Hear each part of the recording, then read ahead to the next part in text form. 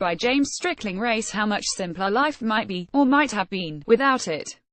How many wars have been fought in the past with race as one of the underlying factors today? Despite a growing tolerance, it is used as a tool for political gain.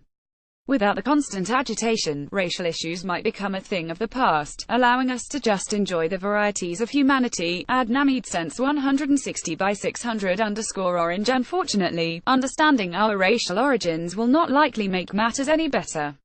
But sometimes we just want to know, especially if we doubt what conventional wisdom is telling us. And there are enough flaws in evolutionary theory to raise many doubts about Darwinist assertions. Physical anthropologists studying racial differences now rely more on research in blood groups, hemoglobins, teeth, and other features than on anthropometry physical measurements. These factors reveal racial differences just as great as the more conspicuous anatomical variations. In fact, biochemistry divides us into the same subspecies that have long been recognized on the basis of other criteria. It is claimed that reproductive isolation of different human populations comes chiefly by way of geographical barriers. Such a barrier, we are told, is the key to the formation of race. As is true for all evolutionary theory, evolutionary science asserts that the only factor underlying the development of race is natural selection taking place over immeasurable spans of time.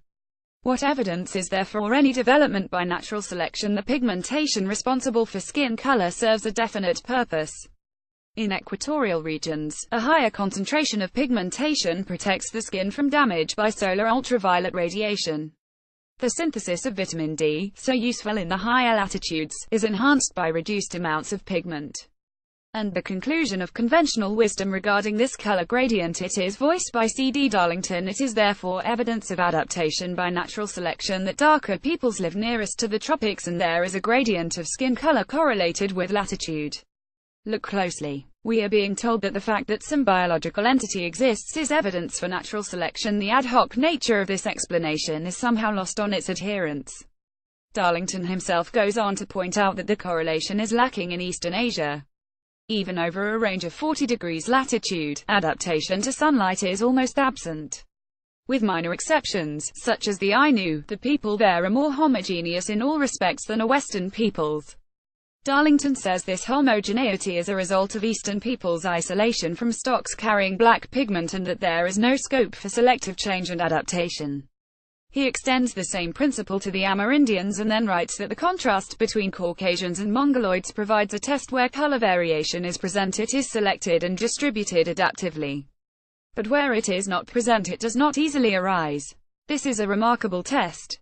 It provides a priori results.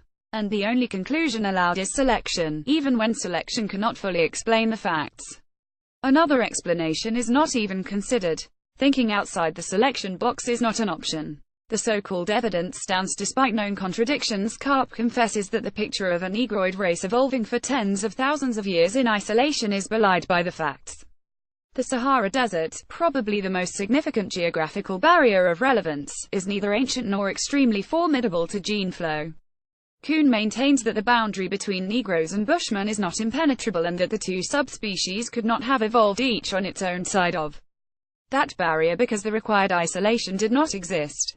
We must therefore contend with the resultant mysteries. Where did the dark-skinned people of Africa come from? The origin of the African Negroes, and of the Pygmies, is the greatest unsolved mystery of racial study, Kuhn writes.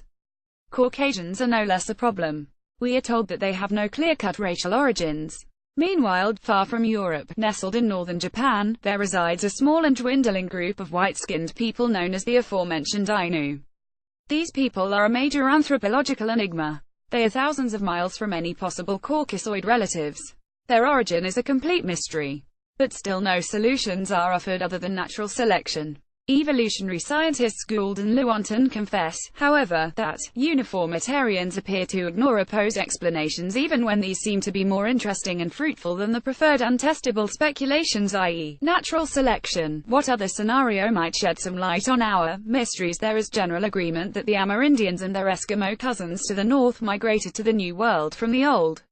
Compelling evidence for this conclusion is found in the many racial characteristics shared by Amerindians and East Asians. Kuhn finds the Amerindians to be fully Mongoloid in skin texture and color range, hair form, hair texture, hair distribution, and degree of sexual dimorphism differences between the male and female of a given species. He also contends that these two peoples most likely could not have acquired these characteristics independently in Asia and America, and that the Asiatic Mongoloids must have acquired them by the time the Amerindian ancestors left Asia. More properly, we should say the characteristics existed when these people left Asia. There exist many records attesting to the historicity of the Great Deluge. Not unexpectedly, the Amerindians have their own recollections of this catastrophe, attributing it to their own gods. Diffusion of Old World memories is not apparent. It thus would appear that the New World was populated prior to the deluge and that the inundation of the land bridge from Asia resulted from a higher sea level caused by the flood, rather than from glacial melt. Given a racial connection between the respective inhabitants of the two hemispheres and their separation as a result of the flood, certain Mongoloid characteristics must have existed before the watery catastrophe. And a question urges itself: just what did antediluvian man look like? The two most populous racial groupings in the world today are the Mongoloids and other moderately dark-skinned peoples with black hair. Why should this be? Did all modern races exist somewhere before the deluge, and were there more survivors in some groups than in others? More likely, these people constituted a primal group who proliferated after the flood, before racial types existed. In effect, they got a head start. And that head start is the likely reason for their making up such a large proportion of mankind today. Possibly, therefore, these large modern populations bear a strong resemblance to our pre-deluge ancestors. Perhaps we can even see the reflection of our ancient forebears in the Mongoloids of today. If they do present a rough picture of our remote ancestors, whence the other races, what does the evidence suggest given the ultimate pre-Columbian distribution of the living races? That which has been suggested in the way of a primal race forces the conclusion that mankind experienced a basically east-yellow-white-black racial division of its previously anatomically uniform ranks, although certainly with peripheral variations. The possibility of such a division has been cited by Karp. The deepest differences in blood group traits lie not between races, but between peoples living east and west of the Great Central Asian Mountain Desert Barrier. Obviously, there was a further western latitudinal subdivision into white and black. The mystery of Negro origins, cited above, revolves around the apparent suddenness of their occurrence. When this race of men finally made the scene, they seem to have appeared in a very non-uniformitarian fashion. According to Kuhn, as far as we know, the Congoid line started on the same evolutionary level as the Eurasiatic ones in the early Middle Pleistocene and then stood still for 500,000 years, after which in the Upper Pleistocene Negroes and Pygmies appeared as if out of nowhere. Additional testimony to the blacks' sudden appearance is provided in the writings of Ovid, drawn from ancient remembrances, where a recent origin is implied. It was when Phaethon set the earth aflame, as men think, that the peoples of Ethiopia became black-skinned. Then also Libya became a desert, for the heat dried up her moisture. Ovid's allegation of sudden concurrent and compatible changes in man and his environment is thought-provoking. The drying out of the Sahara is believed to have occurred during the Upper Pleistocene or early in the Holocene. The possibility has been raised of an east-west racial division based on blood groups. Compatible with that assertion is a general resemblance in blood group traits between Caucasoids and Africans, as well as an occurrence in Africa of certain otherwise exclusively Caucasoid blood group genes, suggesting a common black-white ancestry. Moreover, Negro teeth seem to be most like those of primitive Caucasoids. Sharing with the blacks of Africa what seems to be a non-existent past, did the European Caucasoids sprout from Mongoloid roots? Karp writes that in Croatia, there are skulls dating back some 100,000 years which have shovel-shaped incisors, a Mongoloid characteristic, and flat Mongoloid faces.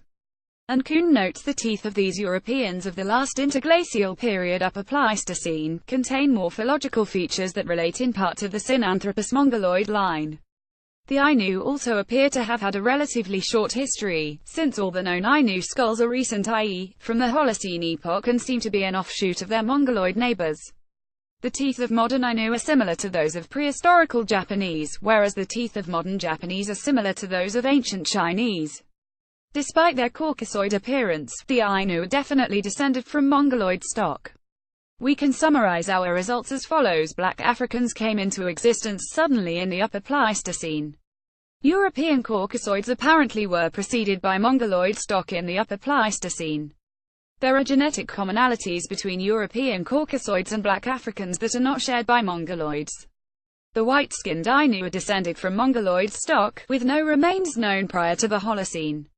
Emanuel Velikovsky elaborated at length on past cataclysms preserved in myths and histories around the world. Moreover, he speculated that some Pleistocene fossils were emplaced in historical times during one of these disturbances. It seems likely that the beginning of the Holocene in some parts of the world coincided with, or closely paralleled, the beginning of the Upper Pleistocene in other parts. Both periods followed the Middle Pleistocene. See the proposed geohistorical column in my book. The first appearance of the Ainu Holocene would then parallel that of Caucasoids and Negroids Upper Pleistocene. The Middle Pleistocene would have been terminated by the flood, and soon thereafter mankind was racially divided. Civilization began to emerge in some parts of the world such as the Middle East, while hunter-gatherers and cave-dwellers struggled to survive elsewhere as in Europe. There was probably some degree of human anatomical differentiation through environmental adaptation prior to the flood, and perhaps even more afterward. But geographical barriers to gene flow were not responsible for the many racial types so familiar today. These types came about not at a uniformitarian pace in the distant past, but catastrophically, suddenly, as the result of widespread, and virtually simultaneous, transmutations cause unknown. The unknown cause can almost certainly be related to other concurrent biological disruptions. But simultaneity and suddenness are reasonable conclusions based on the evidence. This stands in stark contrast to existence of the situation proves natural selection. From a monotonous homogeneity, there quickly emerged a veritable rainbow of humanity: fair skin, light-colored eyes, and golden hair, to black skin and black hair that was no longer straight, i.e., distinct racial types. Moreover, race came first, the barrier maintaining it followed. That barrier is universal, it is socio-psychological. Only recently have we begun to see a significant breakdown in this barrier. Above article is based on excerpt from Man and His Planet, an unauthorized history by James E. Strickling, Eloquent Books, ISBN 9781606930930,991. Go to www.jimstrickling.com. About the author: James E. Strickling holds degrees in electrical engineering and marketing. He is also a cum laude graduate in interdisciplinary studies, natural sciences, ancient history, philosophy. He is a former NASA contractor and a former member of the AT technical staff, now retired. He also taught mathematics for 15 years at Georgia State University. Mr. Strickling's publications have appeared in the American interdisciplinary journals Chronos, Eon, Catastrophism and Ancient History, Creation Research Society Quarterly, the British Society for Interdisciplinary Studies Workshop, and the journal Genesis in Sweden. Related links.